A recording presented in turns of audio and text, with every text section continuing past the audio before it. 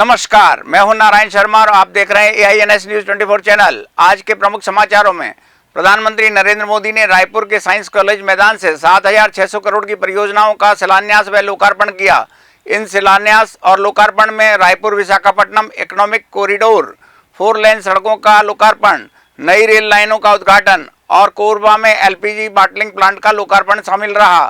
प्रधानमंत्री ने मंच से शिलान्यास और लोकार्पण को लेकर छत्तीसगढ़ के लिए आज के दिन को बहुत बड़ा दिन कहा। राजधानी रायपुर के साइंस कॉलेज मैदान से प्रधानमंत्री नरेंद्र मोदी ने 7600 करोड़ रुपए की परियोजनाओं का शिलान्यास एवं लोकार्पण कर राष्ट्र को समर्पित किया। इस दौरान प्रधानमंत्री के साथ छत्तीसगढ़ के मुख्यमंत्री भूपेश बघेल, उप मुख्यमंत्री TS सिंहदेव, प्रदेश के राज्यपाल समेत राज्य और केंद्र के नेता शामिल रहे। मंच से मुख्यमंत्री ने राज्य के लिए अत्यधिक राशि दिए जाने का आग्रह किया। प्रधानमंत्री जी से हम लोग अनेक मंचों में मिलते रहे हैं और छत्तीसगढ़ के विकास के बारे में मिलके भी, नीति आयोग में भी, निवास कार्यालय में और कभी पत्राचार के माध्यम से यहाँ के विकास के बारे में हम लोग मांग करते रहे हैं। मैं उन मांगों को और दोहराना नहीं चाहता।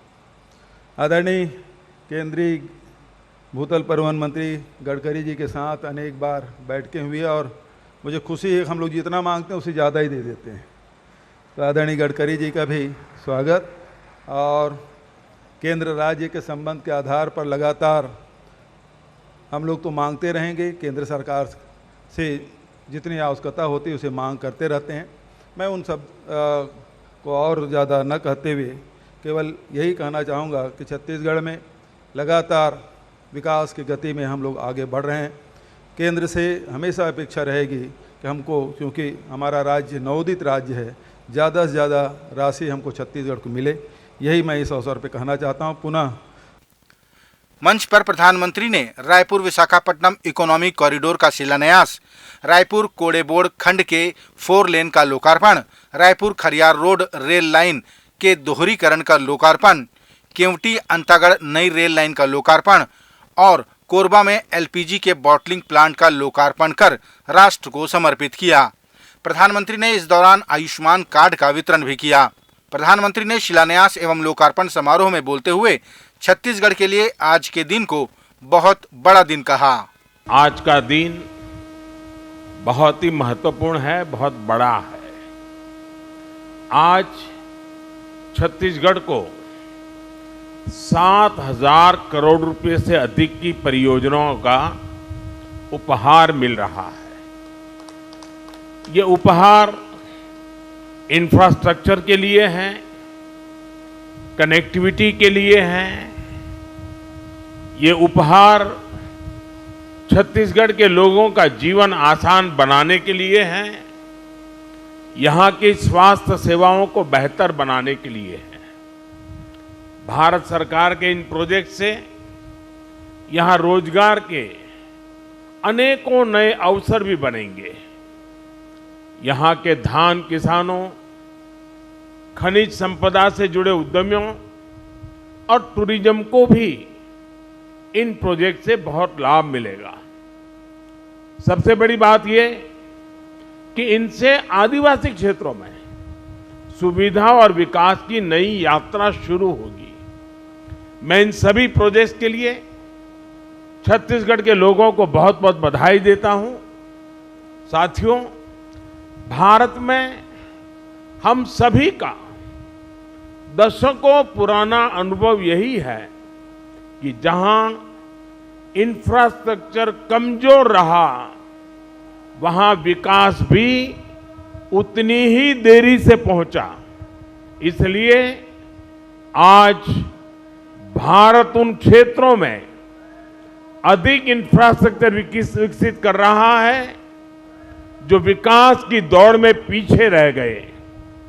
इंफ्रास्ट्रक्चर यानी लोगों के जीवन में आसानी, इंफ्रास्ट्रक्चर यानी व्यापार कारोबार में आसानी, इंफ्रास्ट्रक्चर यानी रोजगार के लाखों नए अवसरों का निर्माण और इंफ्रास्ट्रक्चर यानी तेज विकास। आज भारत में किस तरह आधुनिक इंफ्रास्ट्रक्चर विकसित हो रहा है, यहां छत्तीसगढ़ में भी नजर आता है। पिछले 9 वर्षों में छत्तीसगढ़ के हजारों आदिवासी गांवों में प्रधानमंत्री ग्रामीण सड़क योजना के तहत सड़कें पहुंची हैं। भारत सरकार ने यहां करीब 3,500 किलोमीटर लंबी नेशनल हाईवे की परियोजनाएं स्वीकृत की हैं। इसमें से लगभग 3,000 किलोमीटर की परियोजनाएं पूरी भी हो चुकी हैं। इसी कड़ी में आज रायपुर कोड़ेबोड़ और बिलासपुर पथरापाली हाईवे का लोकार्पण हुआ है। रेल हो, रोड हो, टेलीकॉम हो, हर तरह की कनेक्टिविटी के लिए पिछले 9 साल में भारत सरकार ने छत्तीसगढ़ में अभूतपूर्व काम किया है। साथियों, आधुनिक इंफ्रास्ट्रक्चर का एक और बहुत बड़ा लाभ है जिस पर उतनी चर्चा नहीं हो पाती। आधुनिक इंफ्रास्ट्रक्चर का संबंध सामाजिक न्याय से भी है। जो सदियों तक अन्याय और असुविधा झेलते रहे, उन तक भारत सरकार आज ये आधुनिक सुविधाएं पहुंचा रही है।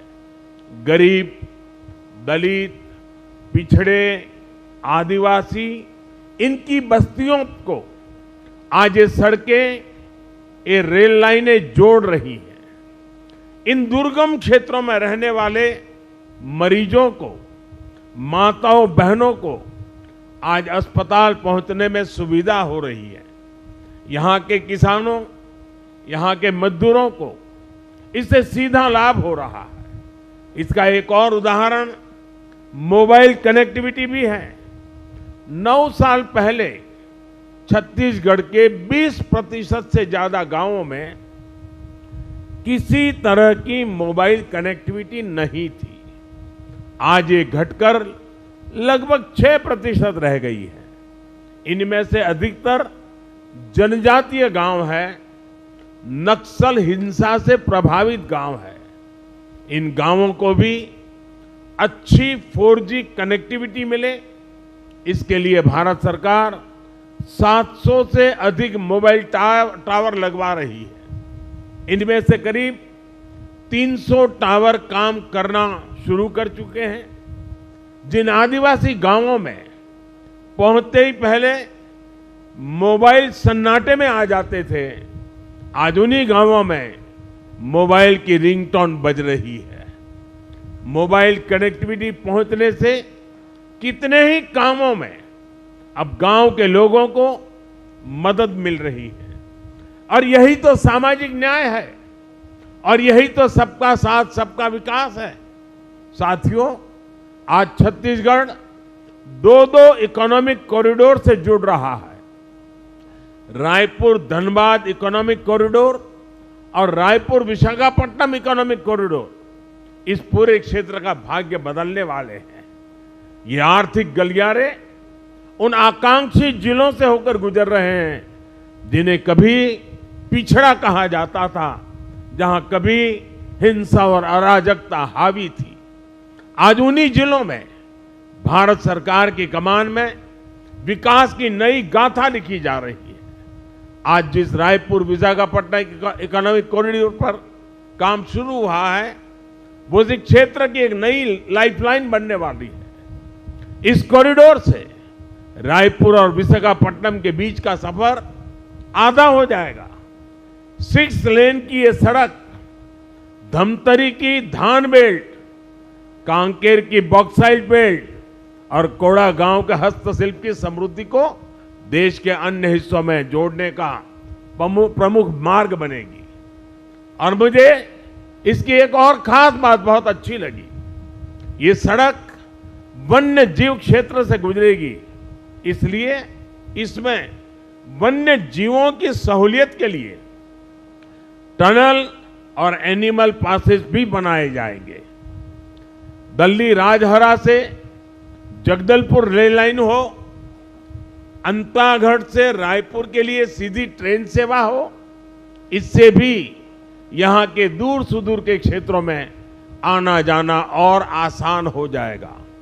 साथियों, भारत सरकार का कमिटमेंट है कि जहां प्राकृतिक संपदा है वहीं नए अवसर बने, वहीं ज्यादा से ज्यादा उद्योग लगे। इस दिशा में भारत सरकार ने जो प्रयास बीते 9 वर्षों में किए हैं, उनसे छत्तीसगढ़ में औद्योगिकरण को नई ऊर्जा मिली है। भारत सरकार की नीतियों से छत्तीसगढ़ के पास राजस्व के रूप में अधिक पैसा भी पहुंचा है। विशेषकर माइंस और मिनरल एक्ट बदले जाने के बाद छत्तीसगढ़ को रॉयल्टी के रूप में कहीं अधिक पैसा मिलने लगा है। 2014 से पहले के 4 वर्षों में छत्तीसगढ़ को 1300 करोड़ रुपए रॉयल्टी के तौर पर मिले थे, जबकि 2015-16 से 2020-21 के बीच छत्तीसगढ़ को लगभग 2800 करोड़ 2800 करोड़ रुपए रॉयल्टी के रूप में मिले हैं। प्रधानमंत्री नरेंद्र मोदी की जनसभा में शामिल होने आ रहे कार्यकर्ताओं और लोगों से भरी बस बिलासपुर के पास दुर्घटनाग्रस्त हो गई, जिसमें 3 कार्यकर्ताओं की मौत हो गई और 6 लोग घायल हो गए। घटना को लेकर मंच से ही प्रधानमंत्री नरेंद्र मोदी ने मृतकों के प्रति शोक व्यक्त किया और घायलों के उचित उपचार के निर्देश भी दिए। रायपुर में प्रधानमंत्री की जनसभा के दौरान एक दुखद खबर भी सामने आई। अंबिकापुर जिले के सूरजपुर से जनसभा में शामिल होने आ रही कार्यकर्ताओं और लोगों से भरी बस दुर्घटना का शिकार हो गई, जिसमें 3 लोगों की मौत और 6 लोगों के घायल होने की खबर है। इस घटना पर प्रधानमंत्री ने शोक व्यक्त करते हुए मंच से ही घायलों के उचित उपचार के निर्देश भी दिए। मुझे पता चला कि आज सुबह यहां रैली में आ रहे छत्तीसगढ़ के 3 संतानों एक बस हादसे में उनकी दुखद मृत्यु हो गई। इस हादसे में कुछ लोग जख्मी भी हुए हैं।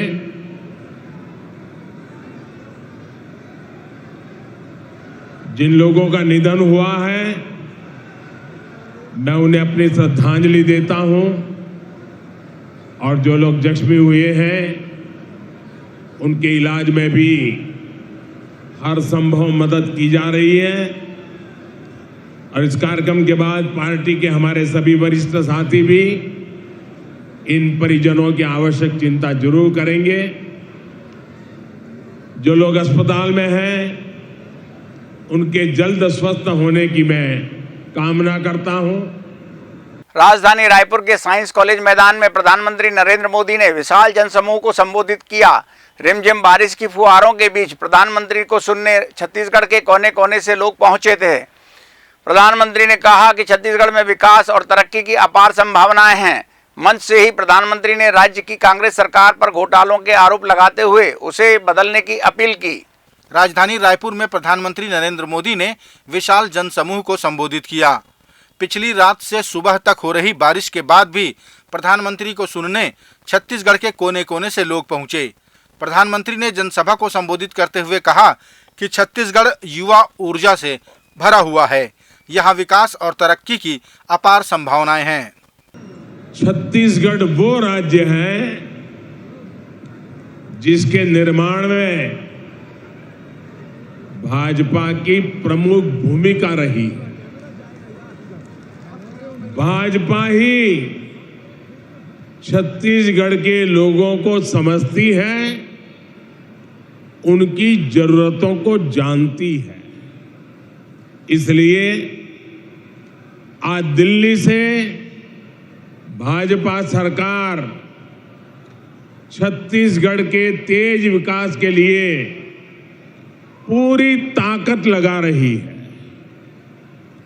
आज भी यहां के विकास के लिए 7,000 करोड़ रुपए से अधिक 7,000 करोड़ रुपए से अधिक इस काम का लोकार्पण या तो शिलान्यास हुआ है। इनमें रायपुर, विशाखापट्टनम इकोनॉमिक कॉरिडोर भी शामिल है। ये सारी परियोजनाएं आपके जीवन से मुश्किलें कम करेगी, यहां रोजगार के हजारों नए मौके बनाएगी। भाइयों और बहनों, 2 साल बाद छत्तीसगढ़ के निर्माण के 25 साल होने जा रहे हैं। छत्तीसगढ़ युवा ऊर्जा से भरा हुआ है और कहते भी हैं छत्तीसगढ़िया सबले बढ़िया। प्रधानमंत्री ने कांग्रेस की सरकार पर घोटालों के आरोप लगाते हुए इस बार उसे बदलने की अपील की। साथियों, अगले 25 साल छत्तीसगढ़ के विकास के लिए बहुत ही अहम है, लेकिन छत्तीसगढ़ के विकास के सामने एक बहुत बड़ा पंजा दीवार बन के खड़ा हो गया है। ये कांग्रेस का पंजा है। ये पंजा आपसे आपका हक छीन रहा है। कांग्रेस पंजे ने ठान लिया है कि वो छत्तीसगढ़ को लूट करके बर्बाद कर देगा। साथियों, गंगा जी की झूठी कसम खाने का पाप कांग्रेस ही कर सकती है।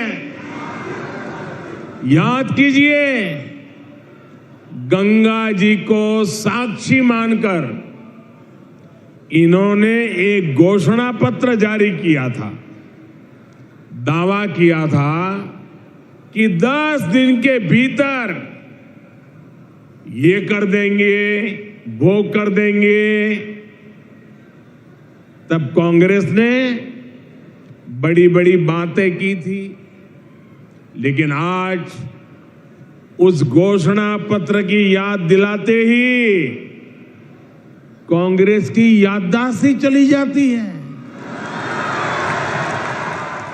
मोदी सरनेम के मामले में गुजरात हाई कोर्ट ने कांग्रेस के राष्ट्रीय नेता राहुल गांधी की पुनर्विचार याचिका को खारिज कर दिया, जिसे लेकर कांग्रेसी कार्यकर्ताओं में भारी नाराजगी देखी गई।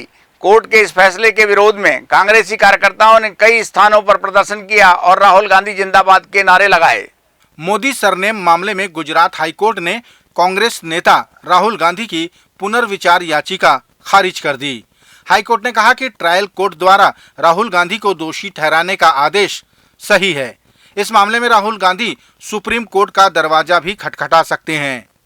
पूरे मामले को लेकर कांग्रेसी कार्यकर्ताओं ने नाराजगी व्यक्त करते हुए कई स्थानों पर प्रदर्शन किया।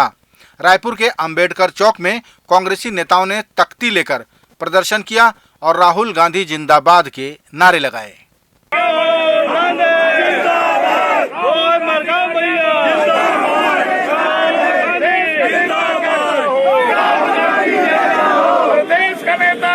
लाखों कांग्रेस कार्यकर्ता देश के हर मुख्यालय पर पहुंच गए हैं। राहुल गांधी जी के साथ हम खड़े हैं पूरी ताकत से। राहुल गांधी जी ने एक ही हमें बात समझाई है, डरो मत, हम कोई नहीं डर रहे हैं। दूसरा था लड़ेंगे, लड़ रहे हैं और जीतेंगे, और इस लड़ाई को भी हम जीतेंगे। ये राहुल गांधी जी के खिलाफ नहीं, ये देश के लोकतंत्र, संविधान और संवैधानिक संस्थाओं का जो दुरुपयोग है उसकी लड़ाई जो है हम सब मिलकर लड़ रहे हैं।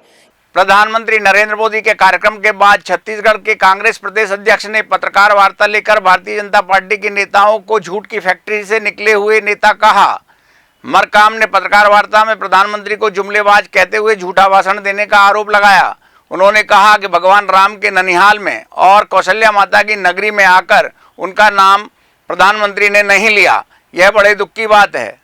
छत्तीसगढ़ कांग्रेस के प्रदेश अध्यक्ष मोहन मरकाम ने भारतीय जनता पार्टी के नेताओं को झूठ की फैक्ट्री से निकले हुए नेता कहा। मरकाम ने प्रधानमंत्री के प्रवास को लेकर कहा कि यहां भी प्रधानमंत्री ने जुमलेबाजी की। साथ ही मरकाम ने प्रधानमंत्री द्वारा भगवान राम के ननिहाल में राम और कौशल्या माता का नाम न लेने पर खेद व्यक्त किया। देखिए, भारतीय जनता पार्टी ऐसे झूठ की फैक्ट्री से निकले हुए नेता है जो आरएसएस उनको झूठ बोलने के लिए सिखाती है। 100 बार अगर किसी सच को भी झूठ बोला जाए तो झूठ ही दिखती है। इसलिए भारतीय जनता पार्टी के बड़े नेता हो, छोटे नेता हो, उसी कारखाना से तप कर निकलते, सिर्फ और सिर्फ उनको झूठ बोलने की ट्रेनिंग दी जाती है। नहीं, देखिए, हम यहाँ की छत्तीसगढ़ की जनता देख रही है सच क्या है, झूठ क्या है। हम जो वादे किए थे उन वादों को हम पूरा किए थे। हमने 36 वादे किए थे, मगर हमारी सरकार 51 योजनाओं को संचालित कर रही है। हम 36 से कहीं आगे बढ़कर हम लोग काम कर रहे हैं। छत्तीसगढ़ की जनता तय करेगी कि 2023 में भारतीय जनता पार्टी झूठ बोल रही है कि कौन झूठ बोल रहा है, ये जनता तय करेगी। छत्तीसगढ़ भारतीय जनता पार्टी के प्रदेश अध्यक्ष अरुण साव ने सड़क दुर्घटना में मृतकों के परिजनों को 5-5 लाख रुपए देने की घोषणा की। प्रदेश अध्यक्ष अरुण साव ने इस घटना पर शोक व्यक्त करते हुए कहा कि मृतक परिवार के साथ होने की बात कही और हर संभव मदद का आश्वासन भी दिया।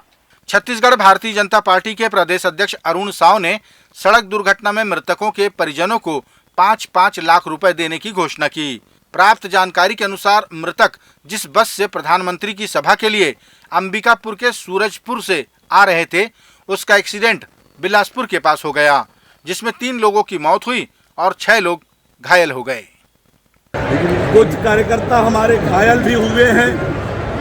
भारतीय जनता पार्टी की ओर से तीनों मृतकों को 5-5 लाख रुपए उनके परिजनों को देने की घोषणा करता हूं। नीचे तो लगे और जो घायल हुए हैं हमारे पदाधिकारी उन तक पहुंच गए हैं, उनके इलाज की चिंता कर रहे हैं। ये थे आज के प्रमुख समाचार। कल आपसे फिर मुलाकात होगी ताजा तरीन समाचारों के साथ। तब तक के लिए मुझे दीजिए इजाजत। रोजाना की ताजा खबरों के लिए हमारे लोकप्रिय चैनल AINS News 24 को लाइक, सब्सक्राइब करना ना भूलें। नमस्कार।